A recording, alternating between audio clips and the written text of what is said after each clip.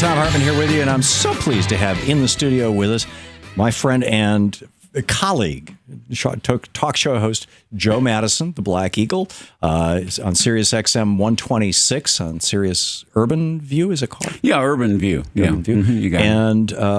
And joemadison.net, your website, and you can tweet him at Madison Sirius XM. Yeah, or .com, I guess. Okay. Yeah, we don't. joemadison.com. It's all the same. It all goes the same, I guess. Yeah. That's what the kids tell me. Yeah, there you go. Same here. Same here. So a lot in the news, Joe, and we've talked about a couple of things so far. One is whether Trump's attacking Bill Clinton is going to backfire on him. People who live in glass houses, the old adage, should not be throwing stones. Yeah. Look,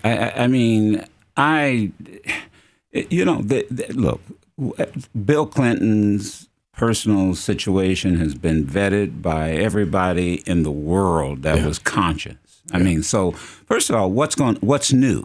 See, that's the interesting thing. What's new?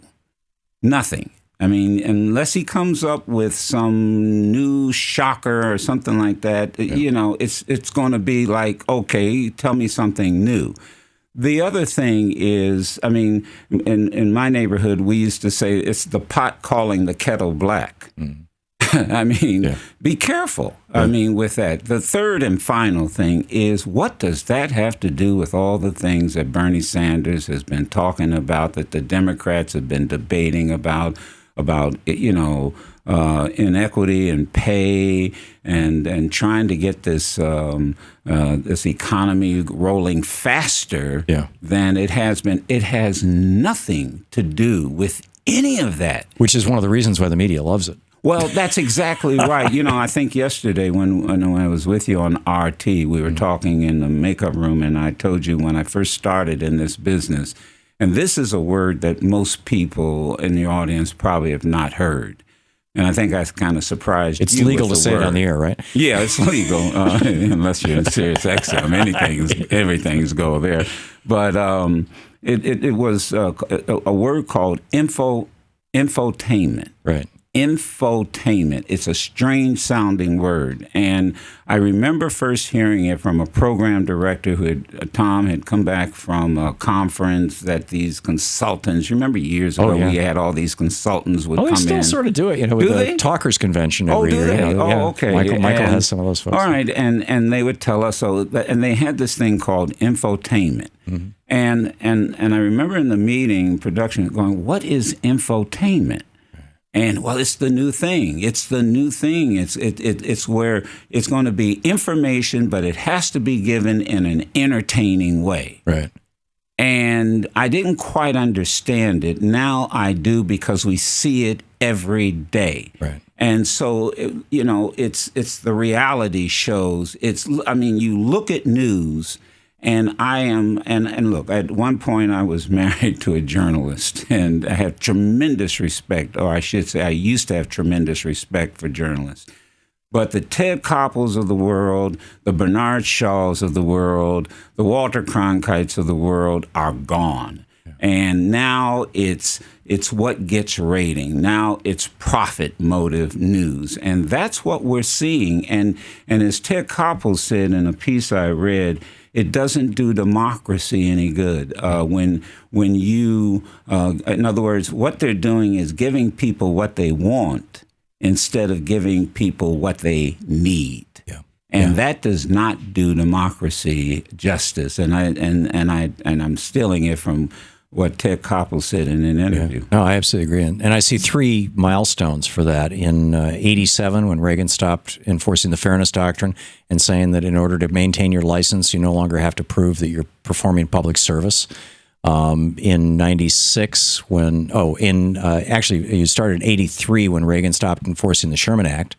And then the Fairness Doctrine, and then in 96 when Clinton signed the Telecommunications Act. You got it. Those three things just totally ruined the media in this country. And for people who weren't around or very young back in those days and, don't realize it, when we first started in this business, you know how it was. If you interviewed someone with a different ideology, you had to interview and give them as much equal time as possible, the other side. This is when, remember, we used to have the debates with Alan Simpson and and Kennedy, I think it was, Bill Press and I forgot the other conservative, not the other, but the conservative, and they would go point, counterpoint, and you could sit there and determine, you heard both sides of the argument. Those days are over, and now it's that infotainment. It is now, the emphasis now is on entertaining. That's why Donald Trump is getting over. He's entertaining. Yeah. He's entertaining, and he's doing it to the worst aspects, because I read a piece the other day that, people are afraid. I mean, they're afraid. They I listened to Bernie, and I listened to the debate, and they're just barely staying above water. Sure. When in Washington, D.C., I go back to with my granddaughter today. I have a 2-year-old granddaughter, so I'm babysitting. Cool.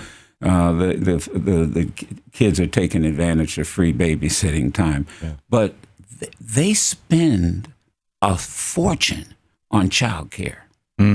I read the other day where child care costs as much in some states as tuition at some state universities. Yeah, I read that. That's amazing. Yeah, it is. It's an amazing and it's something that in the Scandinavian countries is free. I mean, it's covered by your taxes. Because people count. Yeah, exactly. Yeah, they put people first, right? The whole point of government is putting people first. And so when we go back to your original question, is Donald Trump going after Bill Clinton's extramarital affairs? Does that help my son-in-law and my daughter with child care? No. Does that help with the need for mass transit? No. It doesn't have anything to do with what helps us as a better country. But it makes more money for the networks. Thank you. There you go. Joe Madison. We'll be right back. You're listening to the Thom Hartmann Program. Welcome back. Thom Hartmann here with you, and I'm so pleased to have Joe Madison in the studio with me. JoeMadison.com, his website. He does a radio show on Sirius XM every morning from 6 to 10 in the morning, as I recall. I have that right? And then I listen to Thom Hartmann after I get off, and it's always going from meeting to meeting. Yeah, it's always great. I've been tempted to call in a couple of times. You should. No, listen. Look at your people. Say, call. No, you are beloved here. I got to tell you. Appreciate it. Listen, Joe. I just learned, and I probably should have known this a long time ago, and I'm guessing that you did, that Ohio is an open carry state. And looking at the Tamir Rice thing. Let's call it the Tamir Rice murder. I mean, I don't think that there's any other word for it. In an open carry state, walking down the street carrying a gun is, if you're an adult, which the police officer said he thought Tamir Rice was. Looked as if he was an adult. Thought he was an adult. Mm-hmm. If you're an adult and you've got a gun that's in plain sight, that's not a reason for the police not only not to shoot you, but not even to stop you. There was a guy, and I can't remember what state it was. Your audience probably remembers. It was a white guy who carried an automatic rifle through a black community. Barbershop owner saw him, and he came out of his barbershop and confronted him and said, "Well, hey, what are you doing?" Well, obviously, what the guy was doing was trying to make a point. Right. And the police were called, and the police didn't shoot him. Matter of fact, the police questioned him. He had a right, because it was an open carry state, and let him go. And it was clearly, some yahoo who just thought it was cute to be able to walk down the street in a predominantly black community and try to make a statement. But let me remind people, not only did we have this problem with Tamir Rice, but in my hometown, I'm from Dayton, Ohio, born and reared there. You forget about was it the Walmart incident right outside of Dayton, Ohio? Remember the young man who had a BB gun, and he was in the store, and the police did the same thing that the police did on the streets of Cleveland, and that is they walked in, didn't ask any questions. The guy, once again, if it's an open carry state, then you would say, excuse me, do you have a permit for that gun? Or if you're in a store, do you intend to buy that? Particularly if you're in a store. Thank you.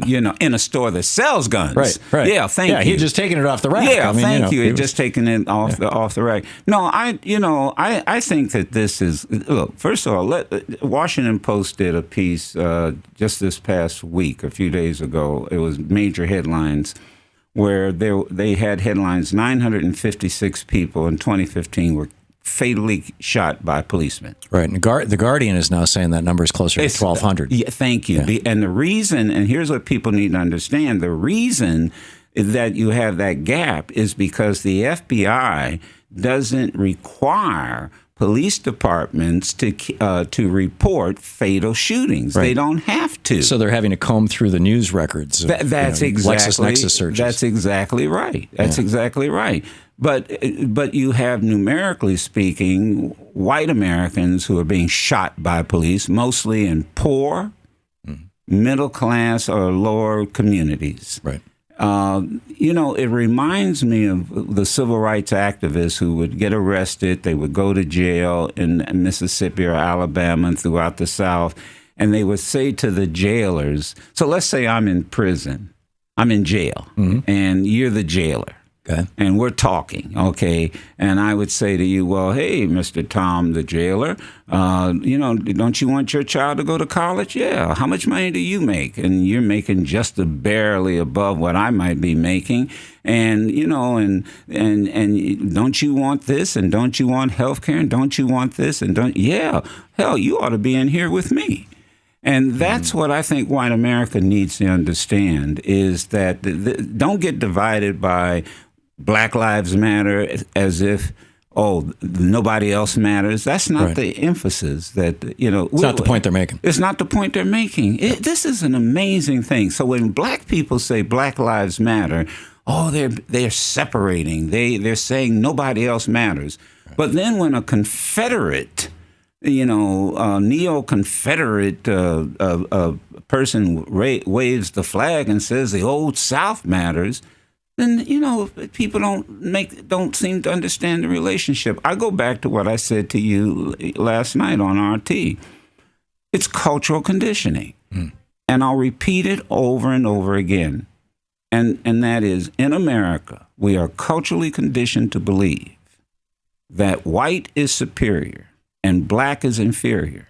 And the manifestation of that cultural conditioning is that black people are undervalued, underestimated, and marginalized. Now, I remember last night you said, well, Joe, that's white supremacy. Yeah. Yes. And white supremacy began as soon as the first European stepped foot on this continent. Yeah. Now, and what did he do? Or what did they do? They immediately labeled the natives savages. Well, if you go back and look at European history, Europeans were quite savage towards towards each other. Religious savagery, nobility savagery. The Romans were savage. We forget, here we are just celebrating Christmas. Nothing could have been more savage than the crucifixion. Yeah. And so let us understand it's cultural conditioning, and you have to recondition how we think. I know you talk about white privilege. Yeah, white privilege is cultural conditioning. Sure, it's part of our culture, and so what happens is a policeman comes into a community, and instead of being a guardian, they're a warrior. We've got to change, and it's not just the black community. It is poor white America that also is being impacted by it, and I'm taking the Democratic Party on because in these urban areas, Cleveland, Dayton, Cincinnati, St. Louis, these are democratically local run cities, right? And these prosecutors get elected and endorsed by unions. They get endorsed by Democratic Party. I'm not letting them off the hook. Yeah. Yeah. Well, Rahm Emanuel is certainly, on that hook big time. He deserves to be. Yeah. He deserves Well, to be. it's increasingly looking like, he basically covered up that police murder in order to not make it an election issue. But you know what? A lot of people in Chicago, when you talk to people from Chicago, and Cliff Kelly is an old, and I say old in terms of longevity, talk show personality. They call him the governor, WVON. Mm-hmm. Just a brilliant mind. He's a former city alderman, right. And he knows the politics of. He goes back to the Papa Daly. Yeah, he goes way the back. Original Mayor Daley, the 1968 Mayor Daley. Yeah, the 1968 Mayor Daley that beat everybody over the head in the convention, yep. and disrupted the entire convention in 1968. What he will tell you that this is not new. This is intergenerational. Once again, it's cultural. It's become part of the culture, and culture is hard to change. It's right, and there's a a police culture in this country. Oh, I think people that's what I'm talking about. Who've never had a member of their family be a police officer, or have never known a police officer, don't realize how really segregated that culture is. I mean, police officers, they refer to the rest of us as civilians. There's a very us versus them mentality. Yeah, Perry Belts. I'm sorry, Perry. She's going to kill me. But she and I we did a show together, and we were talking about police culture, and she was saying, I tell my son. Peltz, Peltz. And I tell my son, if you're in trouble, if you're stranded, call the police. They're there to help you. Right. And she heard black mother after black mother after black father say, oh, no, I have to tell my son, be careful, watch the police. Right. They're not there to help you. And it threw her for a loop because her cultural condition. She was white. That's right. Yeah, and and very prominent former news anchor out of New York, and living in, I believe, maybe Long Island. And then she says, her son is in college. She says, I taught him that from See, that's the essence of white privilege, is that white people don't even have to think about this stuff. See, and you say white privilege, I say cultural conditioning, because white privilege is part of the cultural conditioning. Right. So how do we change that? It seems to me that step one is waking people up to it. That's it. You can't change something until you've named it. You have to name it, identify it, and then debate it. Because but then you've got a group of people out here, and you probably saw the same story I saw, the news story, that we are in a cycle now that even facts make no difference. You can literally tell people the facts. The sun rises in the east, right, and that's the east, and it sits in the west. But if you are not part of the culture of a Fox or a conservative blog, it wouldn't make any difference that they're even looking east and watching the sun rise. No, they Trump still won't accept it. Yeah, Trump has demonstrated this. He's like, over 80-90% of the things that he's said as factual statements. That's right. Disproved. And they don't care. No, they don't. In fact, they say, well, that's proof that the media is out to get him. I'm even more enthusiastic for this guy. It's bizarre. Joe Madison with us. We'll pick up some phone calls, too. We'll stick around. We'll be right back. It's 15 minutes before 8. You're listening to Thom Hartmann. Visit thomhartmann.com for audio and video archives. We'll be right back with Joe Madison here on the Thom Hartmann Program. Stick around.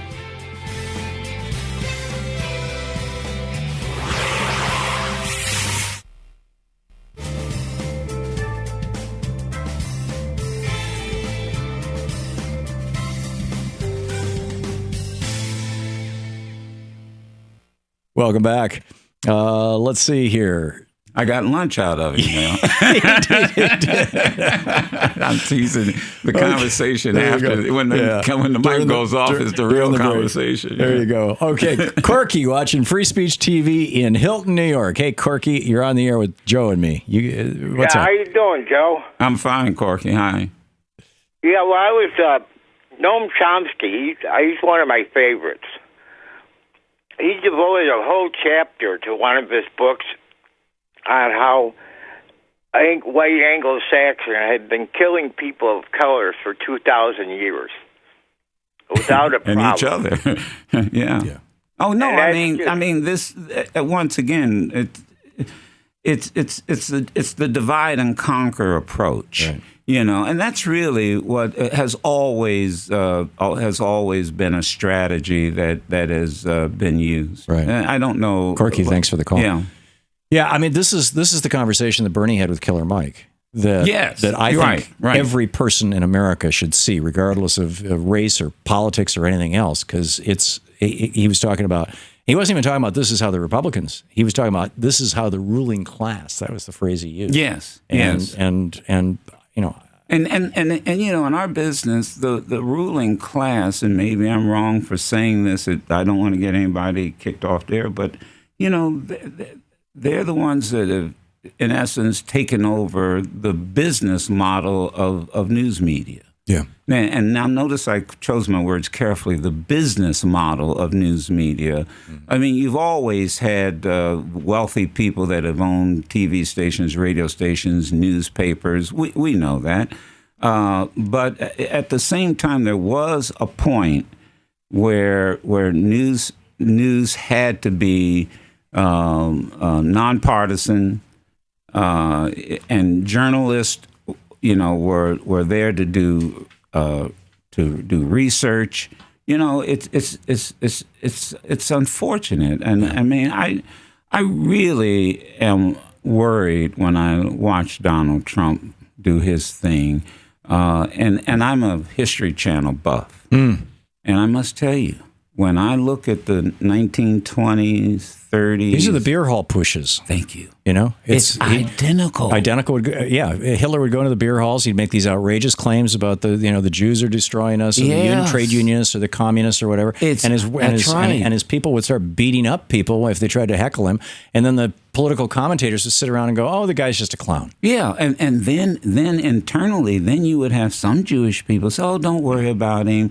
Oh no, he's not that bad. Oh yeah, things need to change." You know, and then you get and then my God, and oh, by the way, on I don't know if you saw it. Did you see where the conservatives are running TV ads now where they've darkened Obama's skin? Oh yeah. That's been going on for 8 years. But that's the OJ treatment. Yeah. Now, many of you the may Clinton not... campaign was accused of that in 2008, too. What did I say? Yeah. You know, once again, cultural conditioning. Conditioning. Yeah. Remember O.J. Simpson, how they did O.J. Simpson? Yeah. And they deliberately... That's right, Newsweek did that, didn't it? Newsweek did that, the cover of Newsweek. The Clintons did it. What is this about the pigmentation of a person's skin? Once again, undervalue, underestimate, and marginalized. So how do you reconcile that with Ben Carson? Yeah. I guess he's okay. I don't know. I don't either. I don't have an answer for that one. We'll be back with Joe Madison. Stick around. Joe, I wanted to read something to you that John Ehrlichman said. Remember John Ehrlichman? He was Nixon. Yeah, he was Nixon's right-hand man. Yeah, he was sort of the Rahm Emanuel for Richard Nixon kind of guy. And this was in the Washington Post, December 28th. And this quote, and it's actually out of a book by Dan Baum called Smoke and Mirrors, The War on Drugs and the Politics of Failure. And Dan Baum interviewed John Ehrlichman before he died. And this book was written a couple of years back. And this is what Ehrlichman said. He said, the Nixon campaign in 1968 and the Nixon White House after that had two enemies, the anti-war left and black people. You understand what I'm saying? We knew we couldn't make it illegal to be either against the war or black. But by getting the public to associate the hippies with marijuana and blacks with heroin and then criminalize both heavily, we could disrupt those communities. We could arrest their leaders, raid their homes, break up their meetings, and vilify them night after night on the evening news. Did we know we were lying about the drugs? Of course we did. Amazing. Yeah. Amazing. It's like that Lee Atwater quote, you know. Oh, I play that every now and then, like you do. Yeah, you know, I remind. But it's the same. The Republicans remind young people the Southern strategy. Yeah. You know but that's an amazing quote. But that just tells you. Thank you. That just tells you once again. Dick Greger and I, you may remember, It was after '68, but then from when the heroin issue, the heroin concern hit hard.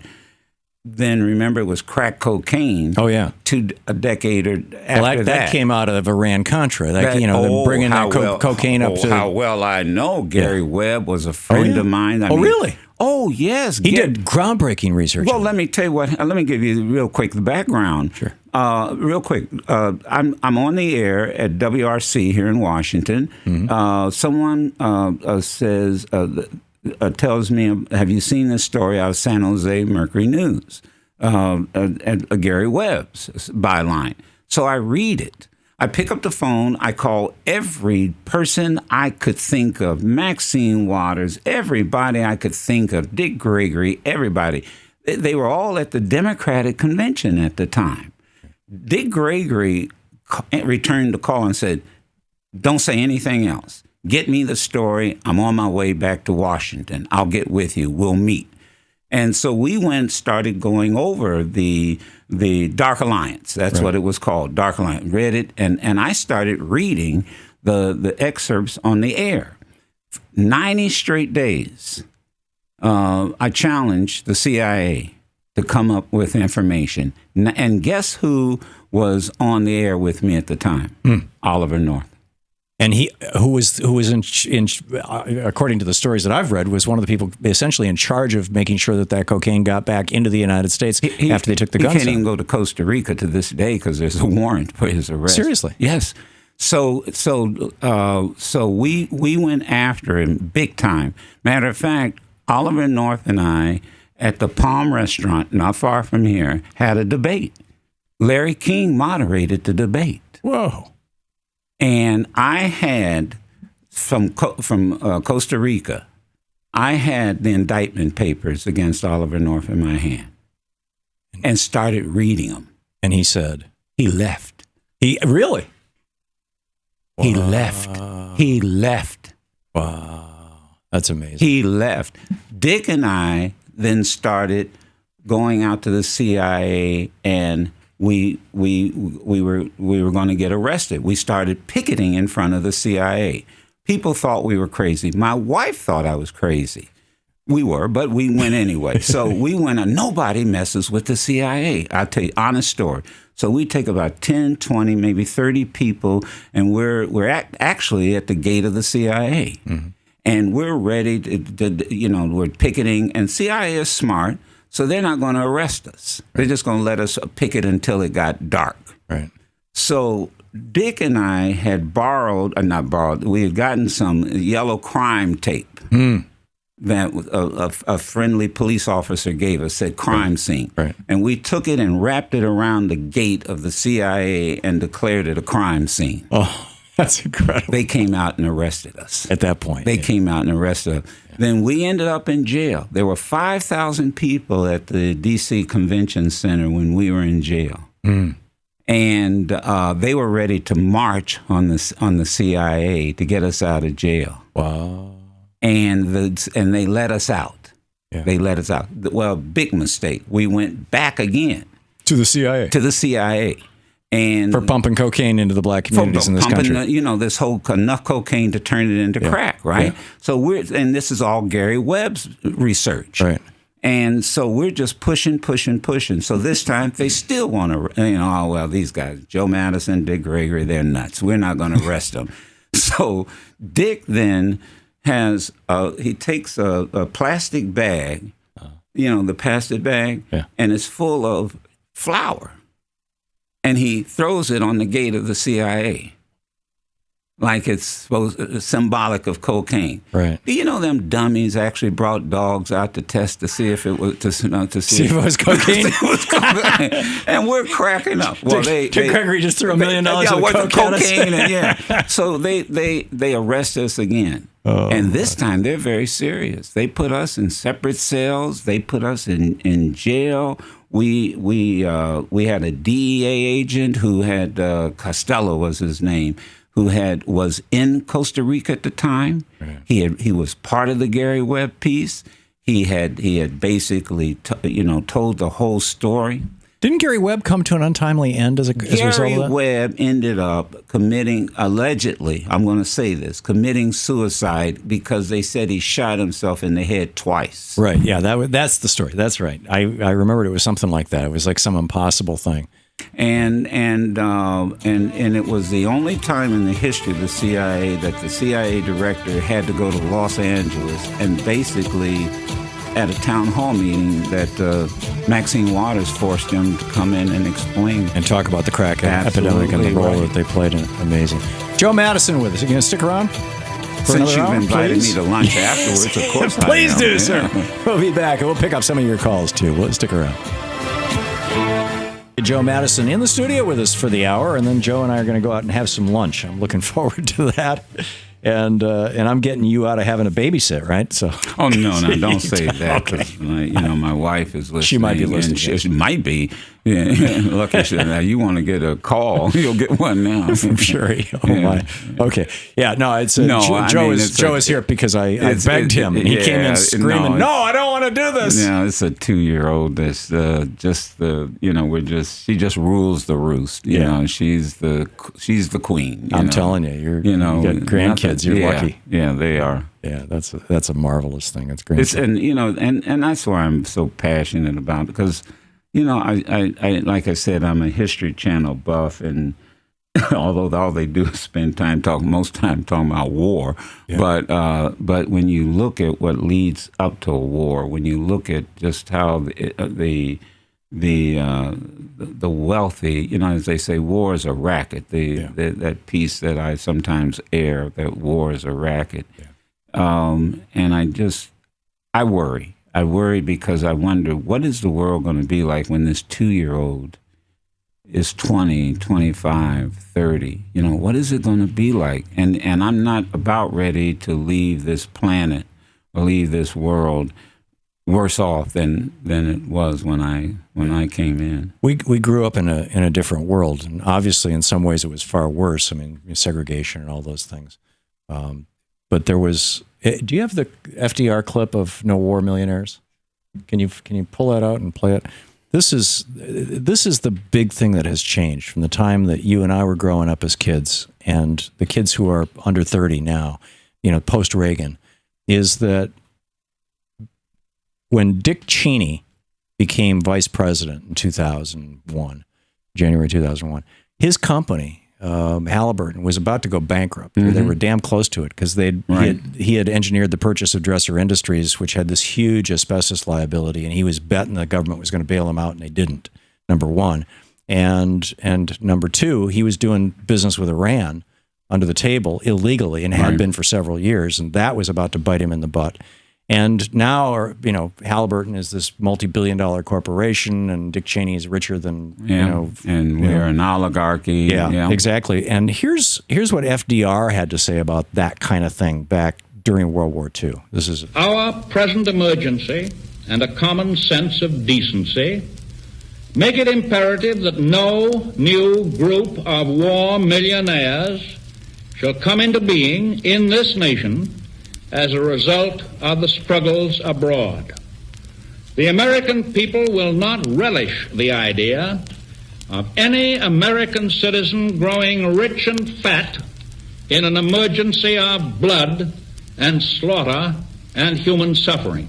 And he, in fact, put Harry Truman in charge of ferreting out war racketeers. And now we celebrate them. These very wealthy defense contractors, they eat in the fanciest restaurants, and people treat them like they're royalty. And it's and for people outside of Washington, D.C., I'll just use this example because when you say they eat at fancy restaurants, right now you can get a reservation in any restaurant in Washington, D.C. We can leave here, go downstairs, go out anywhere. Not that we're going. You're taking me to a fancy restaurant? No. Oh, okay. We're going to the Ethiopian restaurant downstairs. But you can go to the restaurant. Let me give you an example. I met a friend last night on the way to your show, to do your TV show. He said his son is just got a job at a very expensive steakhouse not far from here, right? Just a few blocks away. He says sometimes he gets dinner tabs couple of $1,000. Sure.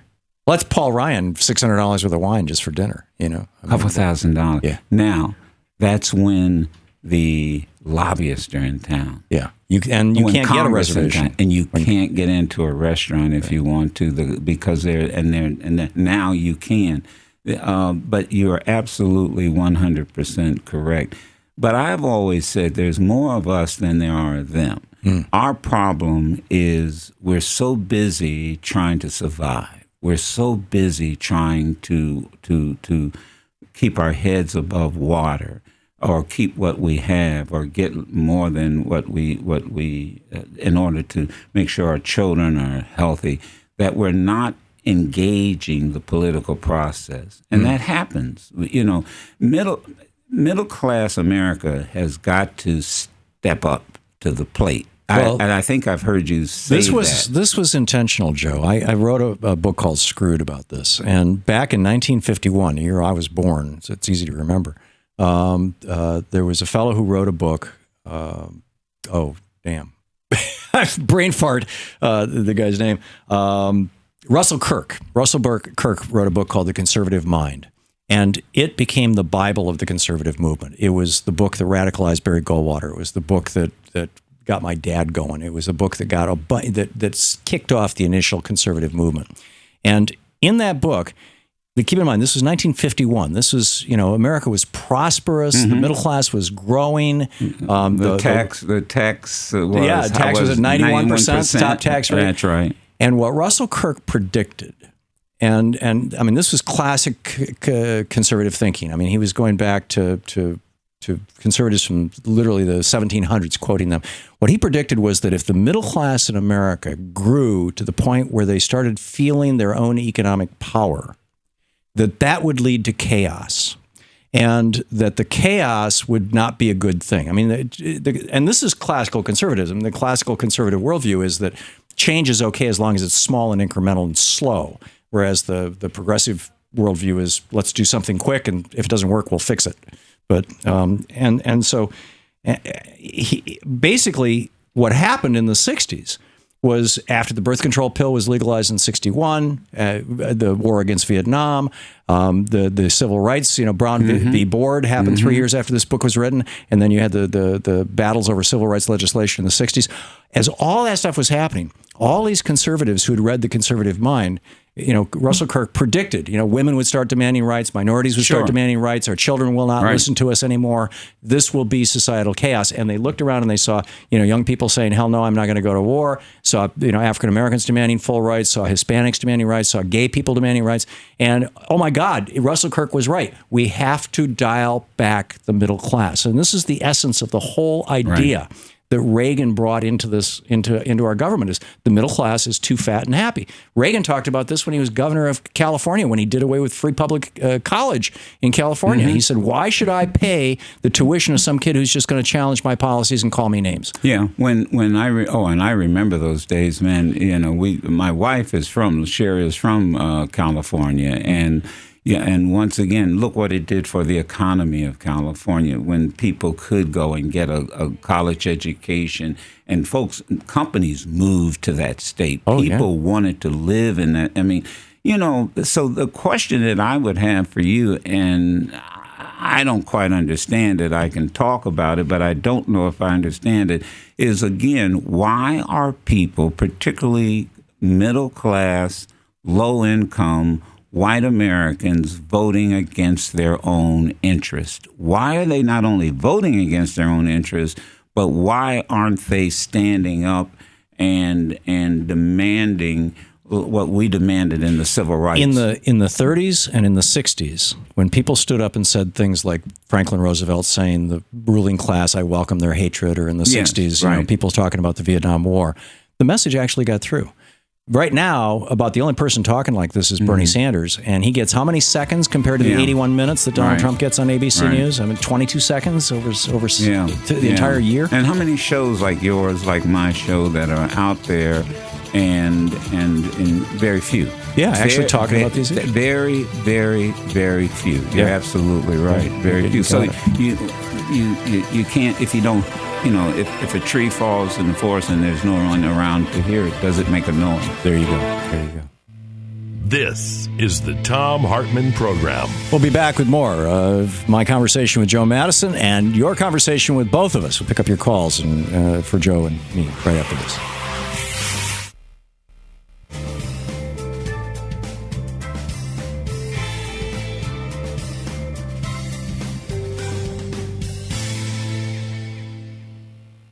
And welcome back. Jamie, watching Free Speech TV on the Dish Network in Yelm, Washington. Jamie, you're on the air with Joe and me. What's up? Oh, I was just calling about what you guys were talking about, the drug wars that there was happening. Mm-hmm. There's a documentary that I've seen that depicts everything that Joe was saying, and it's called American Drug War, The Last White Hope. Okay. And it says we have met our enemy, and it's our own government. Yeah. It's about the CIA. Mm-hmm. So it was, I don't.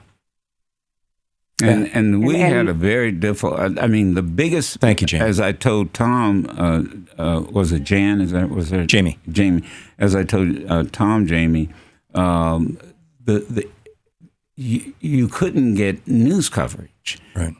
That's why we did these dramatic things like going to the CIA.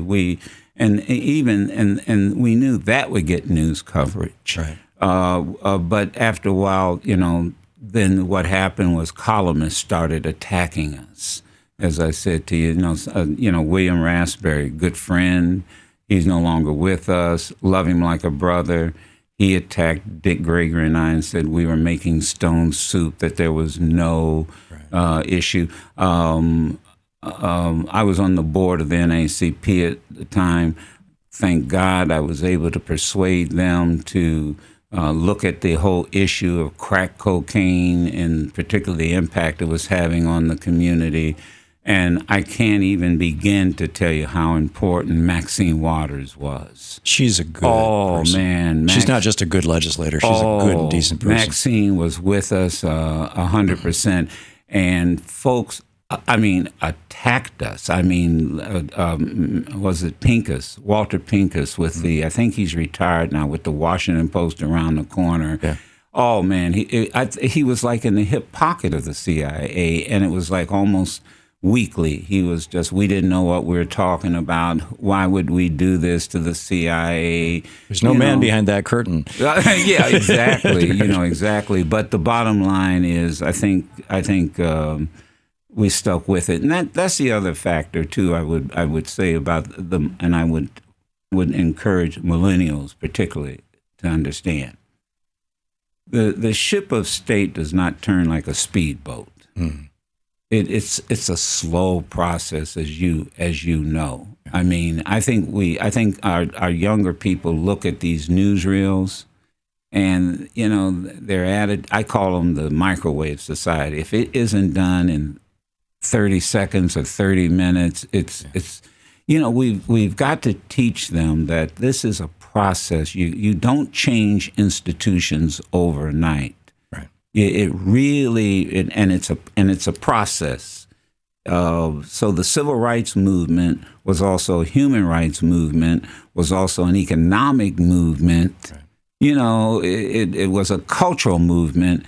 So you had all these movements going on at the same time. Right. And that's There's an anti-war piece too. It was an Dr. King. That's absolutely right. And people forget, when Dr. King came out against the Vietnam War, and this you want to get a speech, is why I opposed the Vietnam War. Yeah, I've read pieces of that on the air, and that was the point at which they backed off on giving him coverage. And that's the point when many in the civil rights community turned on him. Oh, really? Yes. The NAACP turned on him. Members of the SCLC turned. Even his own organization turned on him. Amazing. We'll be right back.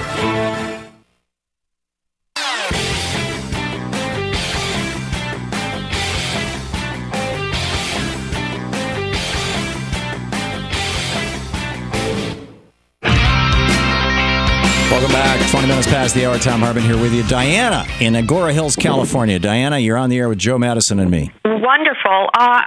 First of all, Joe, I love that you keep mentioning Maxine Waters. She's a hero to many of us out here in California.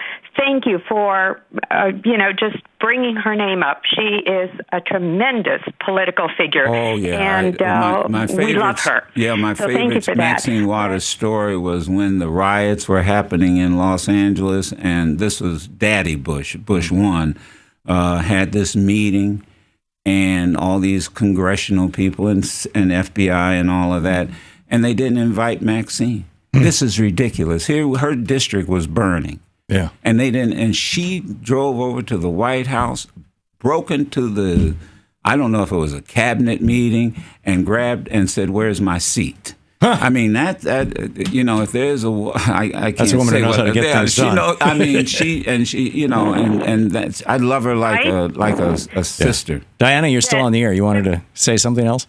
Yes, Democrats, establishment corporate Democrats create and maintain, they don't necessarily create it, but they sustain this culture of institutional racism. I've seen it in an institution of higher learning from the educational point of view. I was the first Latina to be hired in my college, and in that division, let me tell you, you have to choose your battles carefully, but over a period of time, my voice has made a difference, and even as the institution has opened up, it continues to make a difference in generation of students' lives. But that's why individuals, whether they're black or brown or Asian, once they are swallowed up by an institution, if you want to maintain your job, you've got to choose your battles carefully. You've got to open up the institution slowly. We have these discussions in the college classroom, and that's why when students are confused as to why in these horrible murders of presumed innocent individuals by police sometimes happen to be people of color holding that badge and gun, I say to them, it's the culture. So thank you, Joe, for mentioning that it's a cultural problem. It's the culture of institutional racism. Yeah, yes. And Diana, thank you. Yeah, she's absolutely right. Again, like I said, because when it was yesterday, because after I left you yesterday after RT, this cultural conditioning, and I tell you, I bring that up all the time. I will take any debate and tell me that we are not culturally conditioned to believe that white is superior, as you say. It's in our language. Dick Gregory does that classic routine on that. It's all, it's everything. It's everything. It's in our Bible. It's in our literature. It's in our. I made the joke the other day. White people, when I was growing up, were so smart that they even understood dog talk. Well, you remember Lassie? Yeah. So Lassie would show up. Timmy fell in a well. Ruff, ruff. Oh, Timmy's in the well, Lassie? you got Lassie. They understood Lassie. Yeah. That's tough stuff, man. when you really honestly special dog gene. Yeah. Thank you. It's all part of the cultural conditioning. And we have to recondition. And so you're absolutely. But I do think that one of the things we have to do. And she reminded me of something, and that is, I always ask the question, the difference between a moment and a movement, right, is what? Sacrifice. And persistence. That's right, but the sacrifice is part of the persistence. Is part of the sacrifice. When you think about what creates someone asked Professor Ron Walters at a university one time, I think it was Fisk University, he was lecturing, Professor, what's the difference? He says, look, you young people, you have a series of moments. Right. You go to this rally, you go to that rally, you got a series of moments. What you need is a movement. Well, Dr. Walters, what's the difference? Sacrifice. When you think of the great movements of the world, of history, every last one of them required sacrifice. Right. Rosa Parks started, quote unquote, the civil rights movement. She sacrificed. Most people don't know that. She worked more than a decade, getting ready for that. But here's the point I was making. Her husband was a barber, lost a job. He was at Maxwell Air Force Base. Couldn't talk about his wife's arrest, lost his job. They were unemployed. They were financially destitute. They were financially, poverty stricken. Wow. As a result of her taking that position on that bus. Absolutely. Yeah. Who would make that sacrifice today? And most people don't know the one person that saved her was John Conyers. John Conyers. John Conyers. The white senator from Texas? John Conyers. Oh, John Conyers, the black congressman. That's John Conyers. She worked as a receptionist for John Conyers. He gave her a job in his office when I first met Rosa Parks. Wow. I walked in. I was in Detroit. I was running an ACP in Detroit. I walk in, John Conyers, we're going to have a meeting. I look over and I go, that's Rosa Parks. Before that, she couldn't get a job. She had moved to Detroit. John Conyers moved to Detroit. She's an icon. But couldn't get a job. Sacrifice. Right. Sacrifice. Martin Luther King Jr. Sacrifice. And so people say, well, some people sacrifice their lives. Some people sacrifice their marriage. C.T. Vivian, Wyatt Walker, when I talk to them now, these guys are in their 80s and 90s, when I talk to them now, they tell me how every day they kiss their wives goodbye and said, don't know if they'll be back that evening, because they didn't know what. So the reality is that this generation has got to go from moments to movement, and they're going to have to understand it's going to require sacrifice. I don't think they're prepared to make those sacrifices right now. I don't think they understand that, and I think in large part because they're not taught the history. The one person I hear talking like that is Bernie Sanders. I would hope that the entire Democratic Party could embrace the idea that we've got a lot of work to do to undo Reaganism. No, what I hope is that the Bernie Sanders of the world will force the Democratic Party. You're listening to the Thom Hartmann Program. Call 202-536-2370. Very well said, Joe. Thank you for that. I'm totally with you. We'll be back with your calls right after the news here at the bottom of the hour. Stick around.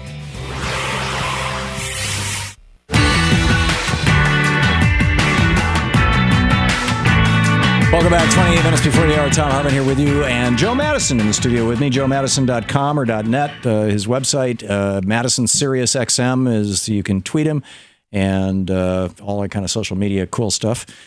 Which I do not understand. Yeah, but we're just show up. We're figuring it out. Step by us old farts. We're figuring it out. Jackie in Erin, New York. Hey, Jackie, you're on the air. Hi, Tom. Hi, Miss Joe. Hi. I was calling to say that I'm a 50-year-old woman who in the last 10 years has probably really had her eyes open for the first time as to white privilege and what it has done to the African-American community. And I have to thank you and Mr. Madison and a lot of other people for that. But I'm calling today because I have a question. I'd like some advice on how I discuss this topic with my father, who is in his 70s, and who we had gotten into some knockdown dragouts about this topic because, we talk about the police. I have a relative who is a high-ranking narcotics officer in the police force. So my dad has the opinion of him that somebody's always doing something wrong if the police have shot somebody, a black African American or a black person. Sometimes I don't know which term, necessarily to use, because down south that is a racist. Referring to an African American as a black person can be very racist. I live up north, and it's not, necessarily that way where I live. Yeah. But my dad is being influenced, I know, by the aspect of having a police officer in the family. But so, Jackie, what's the question? The question is, what advice can you give to me on discussing white privilege and getting him to understand that it does exist? That with your white father? Yeah, with my white father, yeah. Where's he from? Where's he from, Jackie? I was raised in the South. We were raised in Louisiana. Uh-huh. I haven't lived down there in 30 years, but and he's a Democrat. He's a smart person. He's a nice person, but he is, I hate to look and say that my father is racist, but he's a racist. And I don't know how to try and educate him, because I feel that, my nieces and nephews are around when we discuss politics, and I hate them hearing some of the stuff I hear come out of his mouth. Yeah. And I think it's the generation he grew up in. It's not, Sure. it's not today. It's what it was allowed when he was growing up. And he was from a very poor family. He was, he helped pick, vegetables and stuff in order to bring income So poor to the white guy in house. Louisiana. I mean, that's that conversation that Bernie Sanders was having with Killer Mike, where he said, the Mississippi had the most exploited white workers in the United States, and what did the employers say to them? Hey, look at the black guy can't drink from the water fountain like you can. Black guy can't go to the restaurant like you can. You got it good. And Johnson. Jackie, thank you for the call. Johnson has this quote, and I'll see if I have to paraphrase it. But Johnson, and when he was president, and he said, if you can convince the poorest white person that they are better than the richest and the most educated black person, that they will allow their pockets to be picked by politicians. Matter of fact, he said, hell, they'll even go in their own pockets and give them the money. Wow. It's cultural conditioning. Yeah. And her father has been culturally conditioned. He I don't know what kind of conversation to have with him. It's a it's a fascinating. I would just say have the debate. I mean, have the debate. I don't know if he reads a lot. I don't know. It's the thing that I say to white people. He's stereotyping. Obviously, I heard a little. I listened to her when she says, "Well, in the South, black is an insult." I don't know where. My folks are from Clarksdale, Mississippi, and we interchange blacks, African American. Yeah. It's well, not it might have been an insult in her family growing up because of her father's attitude toward that's what it black is, people. But I think too often what people do is that they hear one person and they think it applies to everybody. Right. It doesn't. Maybe one person might say, "Well, I'm not black," and they think that all black people feel that way. Yeah. It's interchangeable. Yeah. I mean, the thing that I don't know how to answer that question. When white people challenge me. Mm-hmm. And say, and it happens a lot, and say, there's no such thing as white privilege. Prove to me that there's white privilege. My response to white people who say that is, when you get up in the morning, you white person, when you get up in the morning, do you think about the color of your skin? When you walk into a restaurant, do you wonder if you're going to be treated differently because of the color of your skin? When you go looking for a job, do you wonder if you're going to be treated differently because of the color of your skin? When you walk into a store, do you wonder if you're going to be treated differently because of the color of your skin? When a police officer pulls you over, do you wonder if you're going to be put to death because of the color of your skin? Answer is no in all cases. That's white privilege. There's a lot of other dimensions to it, but at its most simple level, the coolest privilege about white privilege is that white people don't ever have to think about race. It's subconscious. Yeah, that's what I mean by cultural conditioning. Most of us don't think about our culture. Let me get funny. You brought this up. I have a friend. He's from Florida, and you probably know him, but he nicest guy in the world. And he's coming up to Washington, D.C. at the time the Deltas, the black fraternity, which, by the way, if I'm not mistaken, the Attorney General is a fraternity. I say fraternity, sorority. Black sorority. I think she's a member of it. Brilliant Harvard graduate, sure. Right? And he's on the plane with this. So the plane is full of these African American educated women, because they're coming up to the convention here in Washington, D.C. by the tens of thousands. He says to me, after we go out to lunch, and he says to me, "Wow, I was on a plane with a bunch of black women, and they were intelligent." Oh, geez, this is a Bill O'Reilly moment. with the restaurant. That's. Oh yeah, they were intelligent. Oh man. And I'm now. This is a white guy, right? Oh yeah. And nicest guy in the world. And they were really intelligent. And because I was listening to their conversation. Well, yeah, first of all, they all were college graduates. Yeah. They were all professional, most of them probably professional women. They were coming up here getting ready to spend millions of dollars in this city.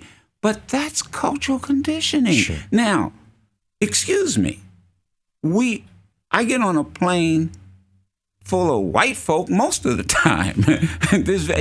But once again, you see, when that environment changes, then all of a sudden the subconscious comes out. So her father is not only conscious has this consciousness that has developed, but she is running into a subconscious behavior, a subconscious mentality that he doesn't even think about because he's been totally culturally conditioned. Right.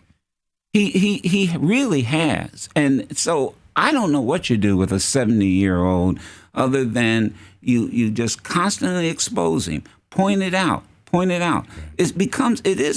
White privilege is subconscious for most people. Well, and it's also a subtext to what you were talking about earlier, which is white supremacy, which is this belief in white supremacy that is solid within the white community and pervades all of our society, I think, or much of our society. Manifest destiny. If I said manifest destiny, most people might remember in a history books, it was one of the most racist statements. Yeah. Andrew Jackson. It went back to Jefferson. Jefferson, manifest destiny. And then when you study, for example, and that's part of our problem is, once again, the history. One of the reasons Jefferson was able to buy the Louisiana territory was because of what? The war in Haiti. Oh, yeah. The French had gotten their ass kicked. That's right. By slaves right, the slave in rebellion. Haiti. Oh, yeah. I can't say that on TV. Oh, okay. Y'all looked over like, No, I have to remember I'm on Sirius XM. That's quite But right. the Napoleon had in essence been defeated by slaves in Haiti. He needed money. And so he sold everything west of the Mississippi, the Louisiana territory, to Jefferson for pennies. Yeah. If it had not been for those African slaves in Haiti, who created the first democracy in the Western Hemisphere. Bingo. Yeah. We would not have a Vegas. We would not have the gold, the silver, the tin, the minerals that made this country great. Now, once again, cultural conditioning. How many people know that? And by the way, Haiti is probably still paying for that defeat of Napoleon. They've been actually writing checks up until the last decade or two, haven't they? Most people don't know the history. Most people don't know the history. I was watching a History Channel about the Revolutionary War and how George Washington didn't want slaves to fight in the Revolutionary War until the British said, well, you can come over and fight for us, and by the way, we'll give you your freedom. And then these slaves said, oh, let's see, British freedom, America slaves. And then Washington changed his mind. Right. And that's what provoked Patrick Henry to demand the Second Amendment, because he wanted to protect the slave patrols in Virginia. Right. That's absolutely right. It's an amazing story. But who teaches that in history? And Henry actually referred to George Washington offering to free slaves in exchange for military service. And he was hysterical. So instead of talking current, talk to your father about history. You're listening to Thom Hartmann. Visit ThomHartmann.com for audio and video archive. Back with more of Joe Madison and me right after this. Check out Joe's website, joemadison.com. Listen to him on Sirius XM, week mornings, 6 a.m. to 10 Eastern Time.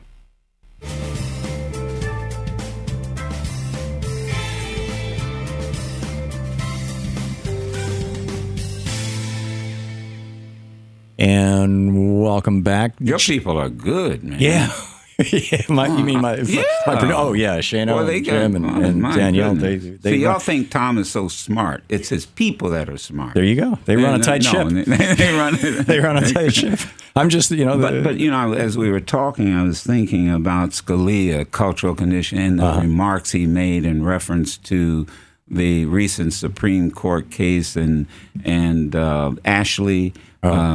out of Texas, University of Texas. And what a lot of people don't understand, I wish I could explain it to her father, is that young lady wouldn't have got in the University of Texas if not a single black person had applied. See, the white woman who was saying that she'd been discriminated against because of affirmative action. Fisher. Yeah. The Fisher case. Yeah, it was the same as the University of Michigan thing 2 decades ago. Yeah, exactly. And here's the thing. Race was only one of about 10, I think, categories. Yeah. And you want to talk about white privilege, you honestly think that the second Bush had the grades to get into Yale? No. Of course he didn't. No. It was legacy. Yeah. Now, you know, and then I always go back. Which, by the way, is probably true of a third of the people at Yale or Harvard. It may be, yeah. But you know, I go back to people talk about, well, affirmative action, it's so terrible, you're not qualified. Here's what I would tell her father. Excuse me. When I got into Washington University, one of the brilliant place to be educated, great school, love it to death, contribute as much as I can. We're getting ready to do a town hall meeting there.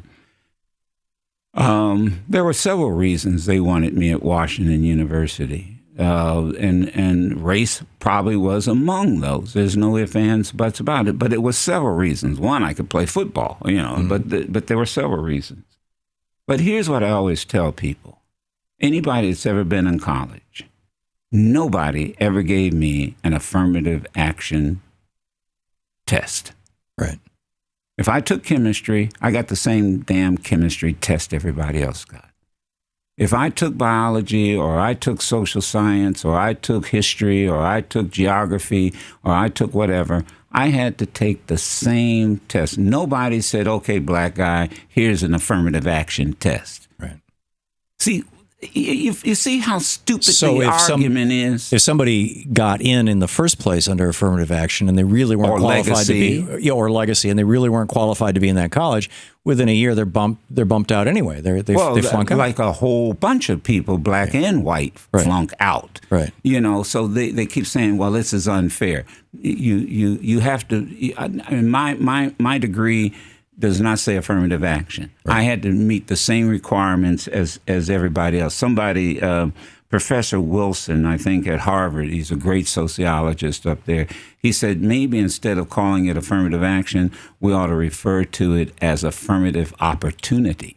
Not affirmative action. The action is giving people an opportunity.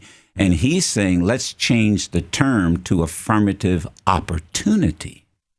Because that's a little bit more palatable. Well, it also almost invokes the language of the Declaration of Independence. Thank you. All men are created equal. That's right.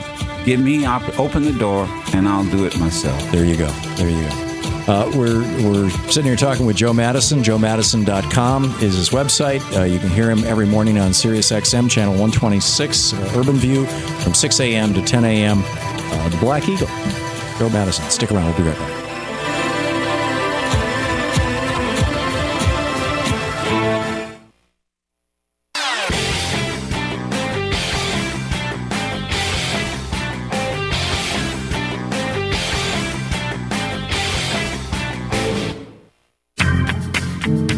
Hey, thanks so much to our show director, Louise Hartman, to my executive producer, Sean Taylor, to associate producers Shane Farnan and Danielle Gilday, to our video director, Jim Javinsky, to our writer-researchers, Nate Sweet and Troy Miller, to Alva Goldbook for video production, to our webmasters, Nigel Peacock and Jamie Holly, to our business manager, Ron Hartenbaum, to everyone at the various organizations that syndicate this program, Westwood One on commercial radio, Pacifica Radio and non-commercial, Sirius XM satellite radio all across North America, Cable Radio News Network, Free Speech TV on Dish Network, DirecTV, all the cable providers who carry our show, Comcast, Manhattan Neighborhood Network, and others, to all the great folks at Free Speech TV and RTTV who work on the big picture, to Sputnik Radio, to the Progressive Voices channel on TuneIn, to Netroots Radio, to our newsletter editor, Sue Nethercutt, and the folks in our chat room. Hey, to Ellen Ratner, Victoria Jones, Bob Ney, and everyone at the Talk Media News, to Jay Goodman, Todd Boley for tech support, to our affiliates, our sponsors, and to you for supporting our program.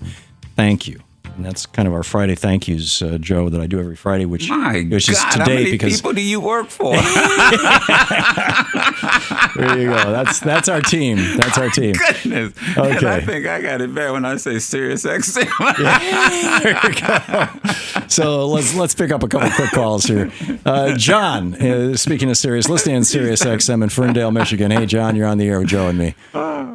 Hello, Tom. Hello, Hey. Joe. Hi. Let me wish you both a happy New Year. Same to you. Thank you. Joe, I hate to disturb the ghost of the past. I used to call you and listen to you when you were on WXYT. In Detroit. Mark Scott, David Newman. Okay. Mark Scott. We're going back a little ways, right? Mark Scott started, he's passed away. Mark Scott he has, was one of know. the most rabid right-wingers. Oh, really? He and I used to cross swords on more than one occasion. Man. But let me tell you, see, this is what's so interesting.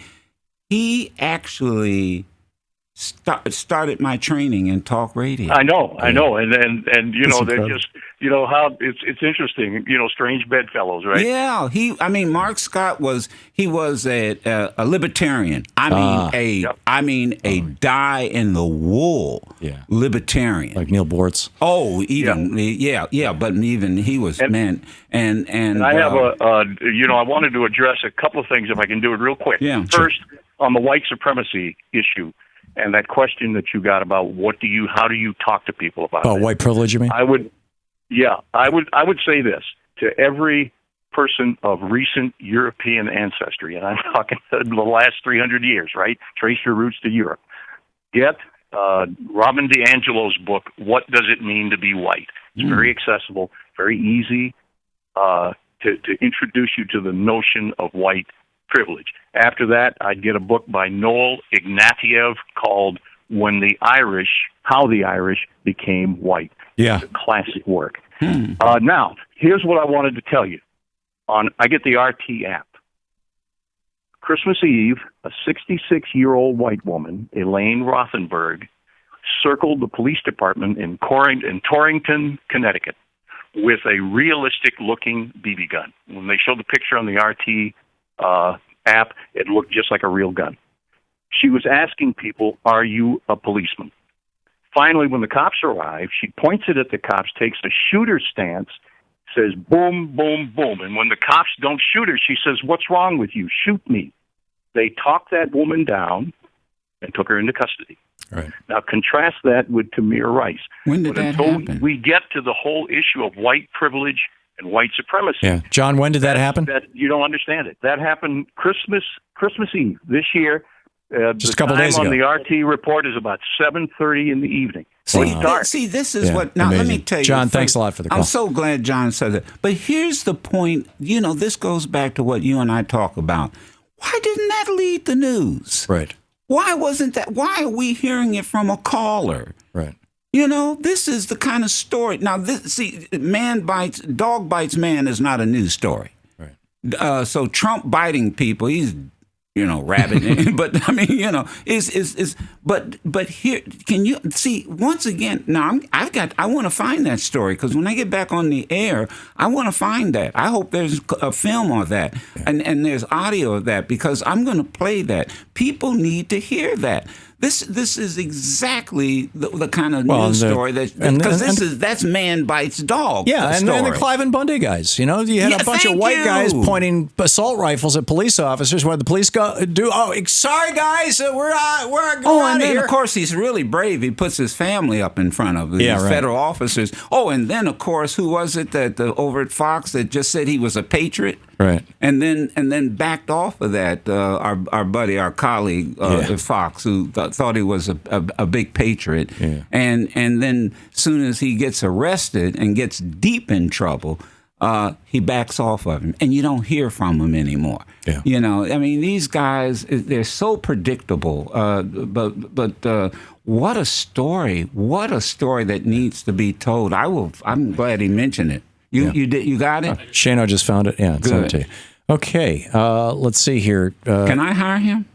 No, you cannot. I cannot. Angelo in New Orleans, Louisiana. Hey, Angelo, what's up? Happy New Year, guys. New Year. And I tell you Back what, at you have made my day. I agree with everything you've talked about today. I'm 68 years old, from Louisiana, and I just want to let y'all know, I believe my state made a big turn back in the governor's election when we had Edwards running against David Duke. And the local bumper sticker, everywhere you look, said, vote for the crook. Vote for the crook. Did. Right. And they And they voted did. Edmund Everton. And thank God, if David Duke would have been our governor, I think we'd be in worse shape than Texas and Mississippi as far as race-wise. New Orleans has changed a lot since Katrina. Yeah. We've, they've decided they don't want all the blacks going. They've torn down the projects. I believe you're absolutely 100% right on white privilege. It's something we were cultured with, brought up by. Angelo, I'm sorry we're out of time, but thank you for your comments, and thanks for watching us on Free Speech TV and for calling in. Joe, thank you for being here today. I love you, and I thank you so much. And we love having you on. We love having you on this show. Great audience. So the door is always open. Thank you. Joe Madison, joemadison.com. Check it out, and or you can tweet him at Madison. Madison Sirius XM. At Madison Sirius XM. There you go. To watch more clips from our programs, hit the Watch More Videos button over here. And please be sure to hit the handy dandy subscribe button so you'll always be up to date. Tag, you're it.